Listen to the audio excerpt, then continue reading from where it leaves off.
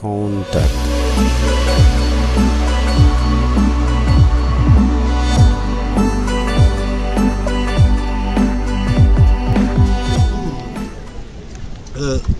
Du prochain code de la pêche